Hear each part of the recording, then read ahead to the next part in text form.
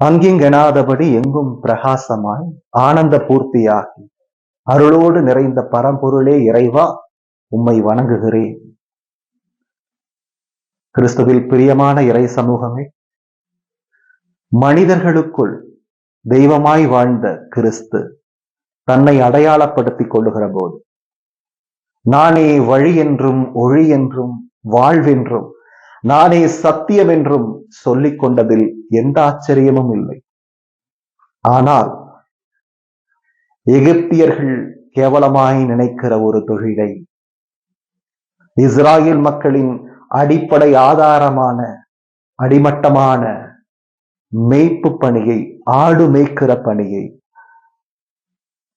மேன்மைப்படுத்துகிற விதத்திலே தன்னை அடையாளப்படுத்திக் கொள்ளுகிற போது, கிறிஸ்து நானே நல்ல ஆயன் என்று சொன்னாரே, அதுதான் ஆச்சரியம்.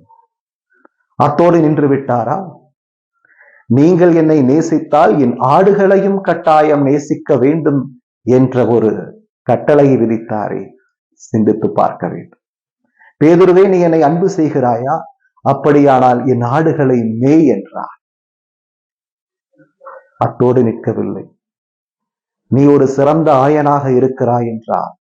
உன் ஆடுகளுக்காக உயிரையும் கொடுக்க துணிய வேண்டும். காரணம், நானே நல்ல ஆயன், நல்ல ஆயன் தன் ஆடுகளுக்காக உயிரையும் கொடுப்பான் என்றார் கிறிஸ்து.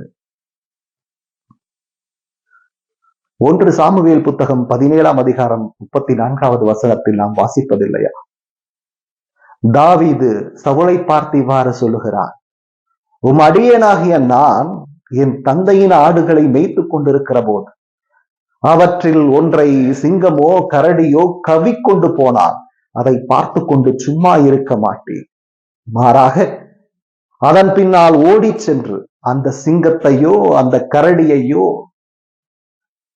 தாக்கி அதற்கெதிராய் போராடி அதன் வாயில் இருக்கிற நாட்டுக்குட்டியை நான் காப்பாற்றுவேன் என்று சொன்ன அந்த தாவீதை போல உயிர் துடிப்புள்ள உண்மையான மெய்ப்பர்கள் இன்றும் நம் மத்தியிலே வாழ்ந்து கொண்டுதான் இருக்கிறார்கள். அப்படிப்பட்ட உன்னதமான மனிதர்கள் நமது இல்லத்திலும் இருக்கலாம், நமது பணியிடங்களிலும் இருக்கலாம், பங்கு தளத்திலும் இருக்கலாம். அவர்களை சரியான விதத்திலே அங்கீகரிக்கவும் அடையாளப்படுத்தவும் இந்த சமூகம் மறந்திருக்கலாம். ஆனால் இந்த இணையதளத்தின் வழியாக நாம் அவர்களை சந்திக்க போகிறோம், அவர்களை அடையாளப்படுத்த போகிறோம், அங்கீகரிக்க போகிறோம். மேய்ப்பு பணியின் மேன்மையை இந்த உலகுக்கு எடுத்துச் சொல்ல போகிறோம். அவர்களை நீங்களும் சந்திக்க விரும்பினால் இந்த இணையதளத்தோடு இணைந்திருங்கள். மேய்ப்பு பணியின் மேன்மையை இந்த உலகம் அறிய செய்வோம். வாருங்கள். நன்றி.